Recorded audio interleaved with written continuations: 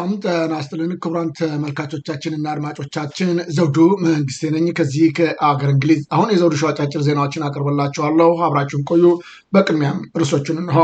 የህወሓት ጦር ወደ ራያ እንዲገባ ታዘዘ። የመከላከያ አባላቶች ፋኖን ተቀላቀሉ። ጀነራሉ ሽንፈት ገጠማቸው። የቴዲ አፍሮ ማናጀርም አረፈ። ኢሰመኮም ውግዘት ገጠመው። የፓርላማ አባሉ ተሸነፉ። በአሜሪካ የኢትዮጵያን ጫት በቁጥጥር ስር ዋለ። በደቡብ አፍሪካም ውጥረቱ ነግሷል። አሁን ወደ ዝርዝሩ እንሄዳለን፣ አብራችን ቆዩ። የመከላከያ ብሬን ተኳሽ ፋኖን ተቀላቀለ። ፋኖን እወደዋለሁም ብሏል። የመቶ አለቃ ዘናቡ አሸብቆ 6ኛ እዝ 602ኛ ኮር 32ኛ ክፍለ ጦር 2ኛ ሬጅመንት ብሬን ተኳሹ ነው። በትላንትናው ዕለት ከደብረ ማርቆስ ከተማ በመውጣት 206ኛ ኮር 14ኛ ክፍለ ጦር ንጉሥ ተክለ ሃይማኖት ሻለቃን መቀላቀሉ ታውቋል። አገዛዙ የተሳሳተ መልእክትን በማስተላለፍ ሰራዊቱ እንዳይከዳ ፋኖ ይገድልሃል እያለ ያስፈራራ ነበር። ነገር ግን እኔ ዛሬ ፋኖን ተቀላቅያለሁ፣ በፍቅር ተንከባክበውኛል ሲል ከ14ኛው ክፍለ ጦር ህዝብ ግንኙነት ኃላፊ ጋር በነበረው ቆይታ ገልጧል። መቶ አለቃ ዘናቡ አሸንቆ የመከላከያ ሰራዊት አባላት ፋኖን እንዲቀላቀሉ በኦሮምኛና በሲዳምኛ ቋንቋ መልእክቱን እንዲህ ሲል አስተላልፏል። አማ ብያ ዱፌ ዱራ ብያ ዱፌ ሲኒማ ማርቆስ ዳባኤ ማርቆስ ዳ ሶዶም ላማፋ ክፍለ ጦሪፍ ባኤቶ አንደኛ ሬጅመንት እራባኤ ኩናማሽ ገራ ፋኖቲ አቺ ገዲ ጋቡኤቶ ዱፌ ኩኖ በቃ ፋኖ ሴኔራ ባሉን ኩን ኢጆሌ መራኑ ኮታ አስማሴና ወመን እንጎት ፈራሮንጂ ፋኖ ምንም ሚታረጎ ዳቶ ኮታ እስኒም ፈየዳ ዮ በርባዳ ይንበርባነለ አርካዱ ዋለ ኮታ ገራ ብዬ ገዘኒ ናጋን ሴንተኒ ጀቹ በርባዳ ምን ማለት ነው በአማርኛ ሲተረጎም? በቃ ሁሉ ሰው ወደ ፋኖ ማገባት ተፈለጋችሁ ግቡ፣ ችግር የለም፣ ወደ አገር ትገባላችሁ፣ ምንም ችግር የለም። እነሱ ነው የሚያስፈራረው እንጂ ፋኖ ምንም የሚታረገው ነገር የለም። ምስኪን እኮ ነው ማለት ነው። መልካም። እስኪ በሲዳመኛ ደግሞ ለሲዳመኛ ቋንቋ ተናጋሪዎች እስኪ መልእክትህን አስተላልፍ። እሺ፣ በሲዳመኛ ደግሞ ባልን ኩኒ ማኑ ኩኒ አኒ ሁለሺ ኩማላማ ላመኩሜ ቶናላማላ ማሮት ድሮ መከላከው ግበር አይኦሞ ኩነ ሰትካ ጋኒ አራ ኩነ ፉለ ባኦሞ ማረ ፋኖ ታንጋ አይኦሞ ታኩነ ፋኖ ታንጋ አይኦሞ ፎለ ኢታ ወደ ክፍለ ሀገር ሂዱ አልኩ። በመጨረሻ እንደው ለፋኖም ሆነ ለመከላከያ ሰራዊት ላይ ላሉ የምታስተላልፈው መልእክት ልዩነቱን ፋኖ ላይና መከላከያ ላይ ያለውን ልዩነት እስኪ ለጓደኞች አስተላልፍላቸው መልእክት። እሺ፣ መከላከያ ማለት ፖለቲከኛ እኮ ነው። ሁሉ ሰው ወደ ፋኖ ግቡ፣ ወደ ፋኖ መተገባችሁ ከሆነ አሪፍ እኮ ነው። በቃ እንደፈለጋችሁ ነው የምትኖራችሁ። ኑ ግቡ ማለት ፈልጎ ነው። ፋኖ ግን ይወዳለሁ። በሁለት ጀነራል መኮንኖች የተመራው ውጊያ ውጤቱ ሽንፈት ሆነ። እስከ ሰኔ 30 ድረስ ፋኖን አጸዳለሁ በማለት የቃዥ ያለው የአብይ አህመድ መንግስት ወደ ምዕራብ ወሎ ግንባር በብዛት የላከው ሰራዊት እንደ ጨው እየሟሟ ሲሆን የ11ኛ እዝ ዋና አዛዥ ጀነራል አድማሱ አለሙ እና ምክትል ሜጀር ጀነራል ዘውዱ ሰጣርጌ መድፍ ጭምር ይዘው በመግባት በትላንትና ዕለት አማራ ሳይንት ወረዳ ውስጥ በሶስት ግንባሮች ተኩስ ቢከፍቱም የአማራ ፋኖ ብሔራዊ ንቅናቄ ወሎ ቤተ አማራ ምኒልክ ዕዝ 105ኛ ኮር 47ኛ ክፍለ ጦር ታቦር ተራራ ሻለቃ ፋኖች አይቀጡ ቅጣት ቀጥተው በርካታ ጠላት በመደምሰስ እና በማቁሰል ድል ተጎናጽፈዋል ሲል የአማራ ፋኖ ብሔራዊ ንቅናቄ ወሎ ቤተ አማራ ምኒልክ ዕዝ ህዝብ ግንኙነት መምሪያ መረጃውን ለዘውዱ ሾው ሚዲያ ልኮለታል። ከህልውናው ተጋድሎ ጎን ለጎን የአማራ ፋኖ ብሔራዊ ንቅናቄ ሸዋ ጠቅላይ ግዛት አሳምነው ዕዝ የነገውን አማራ በትምህርትና እውቀት የመገንባት ታሪካዊ ኃላፊነቱን እየተወጣ መሆኑ ተገለጠ። ትግሉ ዘርፈ ብዙ ስለሆነ በትምህርት መሸነፍ የነገን ትውልድ አሳልፎ ለመስጠት መጋበዝ በመሆኑ በትግሉ መስመር ውስጥ ሆነው መማር፣ ማስተማር፣ ማስቀጠል እንዲሁም ለአማራው ህዝብ ህልውና ትግል አውድማ ላይ እያለንም ታጋዮች ሌት ተቀን መሰልጠንና ማወቅ የህልውና ተጋድሎ አንዱ ዋናው አካል ነው ብለዋል። የአማራ ህዝብ በአሁኑ ወቅት ሁለንተናዊ በሆነው የህልውና ጦርነት ውስጥ እንደሚገኝ ይታወቃል ያለው ፋኖ አገዛዙ ወይም ብልጽግና አማራን በህይወት፣ በስነ ልቦና፣ በኢኮኖሚ፣ በማህበራዊ ጉዳይ ለማዳከም ሌትና ቀን እየሰራ ባለበት በዚህ ፈታኝ ወቅት የህዝብ ልጅ የሆነው የፋኖ ኃይል ግን በአንድ እጁ ጠላትን እየመከተ በሌላ እጁ ደግሞ የነገዋን አማራ የሚረከበውን ትውልድ በእውቀት እንዲታነጽ የጀርባ አጥንት ሆኖ ይገኛልም ሲል ገልጧል። የሸዋ ጠቅላይ ግዛት አሳምነው እዝ በተቆጣጠረባቸው በሁሉም አካባቢዎች የስድስተኛ ክፍል ክልል አቀፍ ፈተና ሙሉ በሙሉ በሰላም እንዲጠናቀቅም ማድረጉን ገልጧል። ይህ ብቻ ሳይሆን ዛሬም የተጀመረው የስምንተኛ ክፍል ክልል አቀፍ ፈተና የመምህራንና የተማሪዎች ሙሉ የደህንነት ዋስትናን በማረጋገጥ በሰላማዊ ሁኔታ መካሄዱን ነው ያሳወቀው። በአንዳንድ አካባቢዎች የነገውን ትውልድ ጨለማ ለማልበስ የሚንቀሳቀሰው የአገዛዙ ኃይል ፈተናው ለማደናቀፍ ሙከራዎችን ቢያደርግም በጀግናው ሰራዊታችን ተጋድሎና በአመራሩ ንቃት መክሸፍ ችሏል ሲል የሸዋ ጠቅላይ ግዛት አሳምነው እዝ ህዝብ ግንኙነት መምሪያ ለዘውዱ ሾው በላከው መረጃ አሳውቋል። ህወሓት ታጣቂዎችን ወደ ወሎ አቅጣጫ በእግር እንዲንቀሳቀሱ መታዘዛቸው ተገለጠ። የህወሓት ታጣቂዎች በአላማጣ በኩል ወደ ወሎ መስመር በእግር ጉዞ እንዲያደርጉ ትዕዛዝ መተላለፉ ነው የታወቀው። ታጣቂዎቹ ጉዟቸውን ያደረጉት ወደ ወልቃይት መስመር ሳይሆን ወደ ወሎ አካባቢ ሲሆን ይህንንም ግጭቱን በወሎ መስመር ለማተኮር የተደረገ እቅድ እንደሆነም ነው የታወቀው። በተሽከርካሪ መጓዝ የሚያስከትለውን ከፍተኛ አደጋ ለመቀልበስና ለጥንቃቄ ሲባል ታጣቂዎቹ በእግር እንዲንቀሳቀሱ ተደርጓል።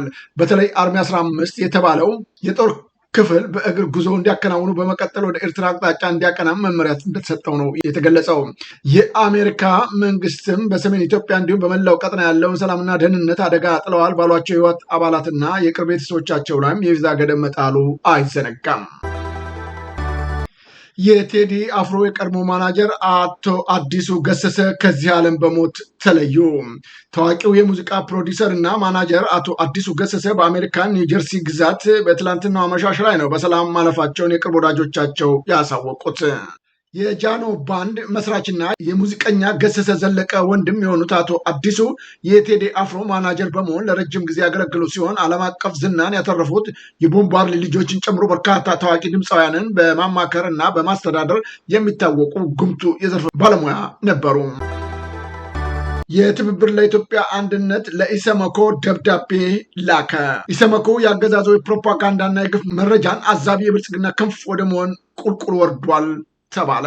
ለኢትዮጵያ ሰብአዊ መብቶች ኮሚሽን አዲስ አበባ በሚል ደብዳቤ ተጽፏል። የኢትዮጵያ ሰብአዊ መብቶች ኮሚሽን ኢሰመኮ ከነ ችግሮቹ ቢሆንም ባለፉት ዓመታት በሀገር ውስጥ የሚፈጽመው ግፎች ከቦታው በመረጃና በማስረጃ እያስደገመ መፍትሄ የሚለውንም እየጠቆመ ያቀርብ እንደነበረ ይታወሳል ያለው ደብዳቤው፣ ሆኖም ከቅርብ ጊዜያት ወዲህ ይህ ትጋትና እውነትን የማፈላለግ ሂደት እየተቀየረ የመጣና ምናልባትም ሪፖርት ከወጣ እንዲሁም ከሚታወቅበት ወጣ ያለ የማድበስበስ ተግባር እየተስተዋለ ይመስላል ሲል በደብዳቤው ገልጿል። ትብብር ለኢትዮጵያ አንድነት በማስከተልም ለማሳያ ከሰሞኑ በአርሲ ዞን አስኮ ወረዳ የሃይማኖትና ማንነት ማዕከል ያደረገ የተቀናጀ ፍጅት ጥንታዊ ቤተክርስቲያን ቃጠሎን በተመለከተ ለኮሚሽኑ ሰኔ 1 ቀን 2018 ዓ.ም ባወጣው ሪፖርት የሟቾችን ቁጥር 3 ያደረገ ሲሆን ጥቃቱም የሃይማኖት ማዕከል ያላደረገና የፈጸመው ኦነግ ሸኔ እንደሆነ በእርግጠኝነት ደምድሟል። ትብብራችን ባለው መረጃ የሟቾቹ ቁጥር ከተጠቀሰው በ10 እጥፍ እንደሆነ፣ ፍጅቱም በአጋጣሚ የተፈጠረ ሳይሆን ሃይማኖትን ማዕከል ያደረገ መሆኑን ከታማኝ ምንጮች አረጋግጧል ብለዋል። ለፍጅቱም የአካባቢው መንግስት መዋቅር እጁ አለበት የሚለው የሰለባዎቹ ተደጋጋሚ ቅሬታና በአጠቃላይ በአርሲ የሚደርሰው የተቀናጀ ዘር ፍጅት የብዙ አካላቶች እጅ የሚሳተፍበት መሆኑን እየታወቀ ኮሚሽኑ በፍጥነት ድምዳሜ መድረስ ፖለቲካዊ ዓላማን ማድበስበስ የተፈለገ አስመስሎታል።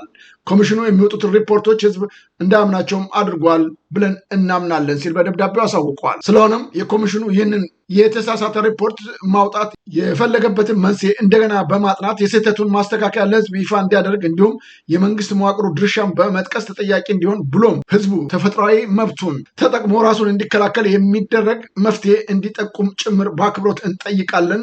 ፈጣሪ አገራችን ኢትዮጵያን ህዝቧን ይጠብቅ። አቶ አብርሃም ጌጡ የትብብር ለኢትዮጵያ አንድነት ፕሬዝዳንት።